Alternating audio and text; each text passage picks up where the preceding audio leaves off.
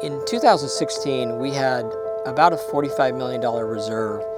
And then in this budget produced for 2019 and 2020, the City Council approved a budget that projected a $65 million deficit spending over a 5-year period. In other words, they planned on spending more than they were going to bring in. And then COVID-19 hit, a recession hit, and we had used up all the reserves. So now we're faced with reducing services. The first thing is just have the discipline not to spend more than you bring in. We should have never gotten in this position to begin with. COVID just exposed usually poor financial management.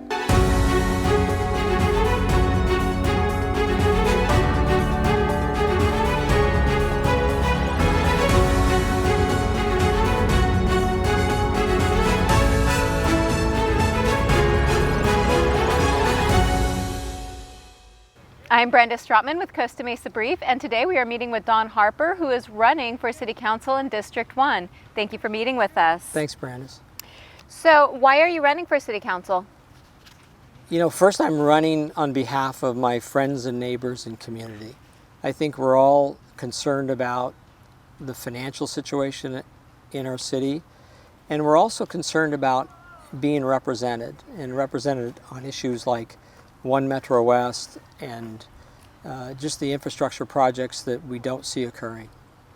What's unique to District 1? Though you'll be sitting on the City Council for the whole city and there's issues you will be dealing with it citywide, you're covering District 1, you're there to represent them mainly. So what is unique for your district? Correct, and just to be clear, District 1 is Upper Birds, Lower Birds, Mesa Verde, State Streets, the South Coast Collection, and Wimbledon Village, just to be clear. And one of our issues is One Metro West, which is an 1,100 unit, 7-story apartment complex with a 25,000 square foot building complex. It's going to put a tremendous strain on our fire, our police, our water, our sewer services, and that's one of the issues the neighbors have that I don't think they felt represented. And in fact, I think my opponent and the majority of the City Council attempted to push it through during COVID-19. And I also believe that I was told that our mayor and my opponent were lobbying for a rule that would allow them to put that through without a Measure Y vote, which is supposed to occur when you get a high-density project like One Metro West. So what's the issue with One Metro West that's making everyone unhappy? Well, for the people at State Streets, they back up to it. So they're going to be looking in their backyards at a 7-story building that's going to tower down on them. I believe the Wimbledon Village and the South Coast Collection are going to be impacted too. And then forget about for the 405 and Harbor Boulevard, the traffic there, you're never going to get to Target or Cane's anymore because it's going to be backed up, probably 3 times the normal traffic. Where is it going to be located exactly?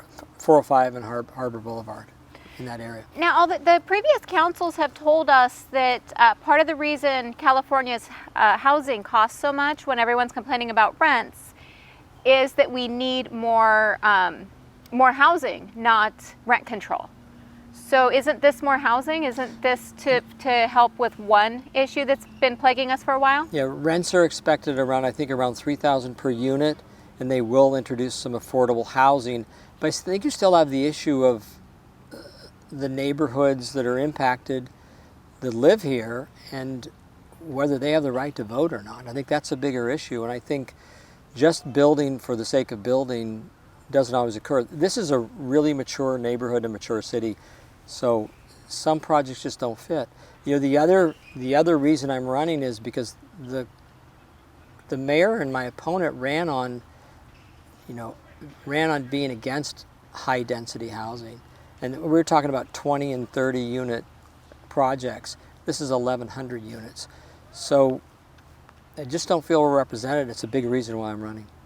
Now, I do want to mention for our viewers that aren't aware, this is the first time District 1 gets to vote for their City Council representative. Districts were started 2 years ago when we did our first voting. So pretty much they have had nobody representing them until after this election. So back to the One Metro West project. You said they were trying to circumvent Measure Y. How so? Well, they put it through planning, and then they had meetings during COVID-19 on Zoom where people weren't allowed to give feedback. And then they tabled it before the election because there was a video produced that did describe it, and it got 10,000 views. So people are upset about it in the state streets especially, and I've walked the state streets. So that slowed it down for a while, but I think it'll come back. Now, how has the support for your campaign been? It's been very good. We did a post with my dog and got about 300 sign requests within a week. And so we have 300 yard signs out in the community. And I think that's a testament to people's concern about what's going on at the city council level. And some of it's me, but about half those I've never met before, and I'm getting to know them, and it's been great support. So one of your opponents that you had mentioned is John Stevens. Correct. And he's been on the city council for 4 years. Right. And how do you plan on getting your name out there when he's already been so well known? You know, he's probably known citywide, and I'm more locally known. I've served on the Parks and Rec Commission. I've served as a member of the Finance Committee. I've been president of a school board.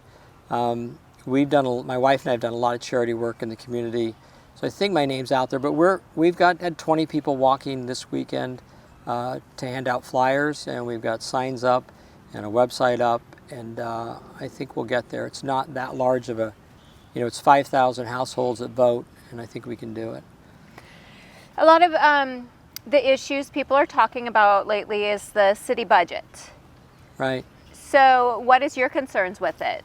Or what are you hearing from potential voters? Yeah, I think that the first thing is it's the people of Costa Mesa generate about $150 million in revenue through their business, their sales tax, their property tax, and that's their money. That's our money. And city council is just supposed to kind of help direct it. And so I think it's important to recognize that. But in 2016, we had about a $45 million reserve. And then in this budget produced for 2019 and 2020, the city council approved a budget that projected a $65 million deficit spending over a 5-year period. In other words, they planned on spending more than they were going to bring in. And then COVID-19 hit, a recession hit, and we had used up all the reserves. So now we're faced with reducing services. I believe we've done a 5% furlough across the board, and you won't see your curbs or your gutters or your streets paved anytime soon. All those things will get deferred, and we still have a lot to get through. South Coast Plaza and restaurants and local businesses were severely impacted. So we have about a $30 million revenue deficit we're going to face going forward. And I think it was just poor planning. It was simply poor planning. And recessions are going to hit every 7 years. We were 11 years before the last recession. So we failed to plan. COVID just exposed really poor financial management. So how do you plan to balance that budget?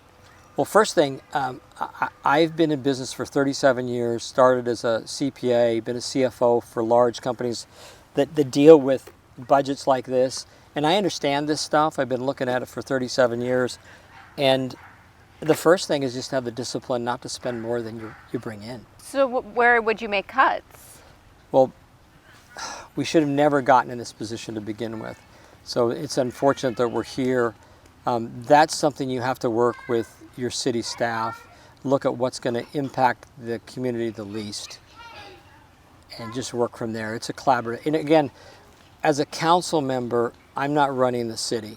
I'm just helping direct and approve policy and where that money goes. That's up to the city manager and our city staff. We as council members need to have input because we're representing the community, but it's not up to me to go cut this, cut that. It's going to come from recommendations from the city manager. So another issue a lot of people are concerned with is homelessness. What more can the city do for that issue? Well, Right now, I guess in 2019, we had about 190, and the number fluctuates, 190 homeless people. Today we have about 64 identified homeless people, and our staff that manages that task force, in collaboration with the police department, do a great job of knowing who they are, who needs help, who doesn't, and they're always trying to get those people into rehab or social services, and they're working on that. I think they're doing a really good job. We have a temporary homeless facility that houses 50, and we have about 24 people in there right now. So we're making headway. We're not going the wrong direction. We are building a new permanent homeless facility. It's one of the problems I had with how we've managed our money. We will probably spend about $11 million for about 70 beds. That's about $150,000 per bed.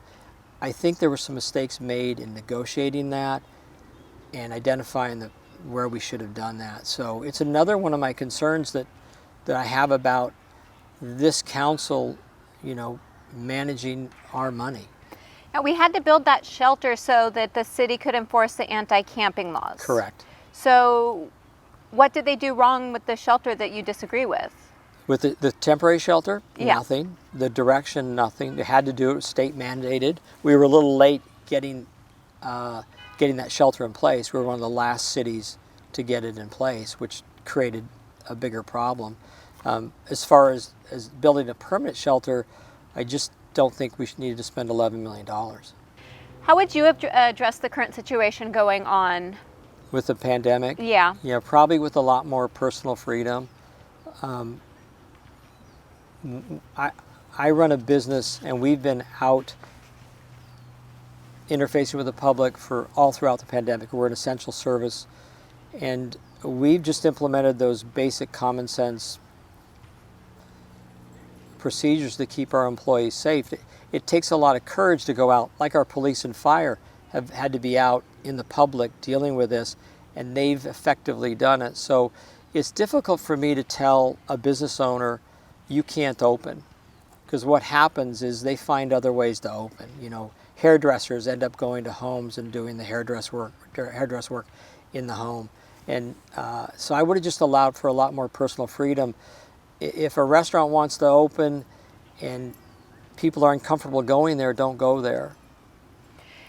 So I take it you're against the mask mandate? Yeah, absolutely. Because you're talking personal freedom and responsibility, but we're sitting in this beautiful park, and there's a lot of your neighbors walking by, no masks, stopping and saying hello, not 6 feet apart. Right. So I think that we need to recommend masks, and I think as a courtesy, if you're asked to wear a mask, and I do that. But I don't want to see a fine for a mask. I don't want to put any burden on our city officials to collect fines for not wearing a mask. I'll go back to our example of the company that I own. We wear masks as a courtesy, and it's a CDC guideline, so we're going to follow those guidelines. But I see the same thing, and when I walked this weekend, I didn't see many masks. Now, the city council is supposed to be nonpartisan. So one of your opponents you're running against, Jason Kamala, he claims he's nonpartisan. He's not accepting any money from Republicans or Democrats or any PACs. Have you? No. I'd like to, but no, I haven't gotten any. People have this perception that, at least for the Republican Party, that there's this giant machine behind people that run city council races. While I'm endorsed by by the OCGOP, and I'm endorsed by a lot of good Republicans like Senator John Morlock, this is a nonpartisan race. It's a nonpartisan city council, and we need to work together. So I really don't feel that. We may have different ideologies. For instance, I think John Stevens supports Prop 15, which raises property taxes. I don't support that. That's not a city issue, but maybe it's a philosophical issue where we have some differences. I don't think dollars and cents are partisan. I don't think one Metro West is partisan. I don't think mosquitoes and the lower birds are partisan. So Mosquitoes have been bad this year. yeah. So crime in the city has been on a decline. So what do you think the city has done correct since the spike in 2014, and is there anything they could do different? You know, I've interfaced probably half a dozen times in a good way with our police department in the last several years, maybe 10 years, and I think they're just an extraordinary group of people. But crime is better when economic times are good. It does decline, but we do have our governor who released early a lot of prisoners. I don't know if it impacts Costa Mesa or not, but as the economy goes through some difficult times, and it's going to, and it is, you may see a spike in crime. We need to make sure we have the money to fund our police and make sure we can support them. So one final question. Okay. Why should the voters of District 1 vote for you? So our city council is made up of, two attorneys, and I don't want to disparage any other professions other than attorneys, and I'm joking, but I would probably be the first CPA on the city council. It's a former CPA, and the depth of business experience I have, no one else has on the current city council. I think it's important right now to have someone with that experience, with a strong financial background, to help guide us through where we're at and keep us on target so we never end up with zero reserves where we end up in a recession.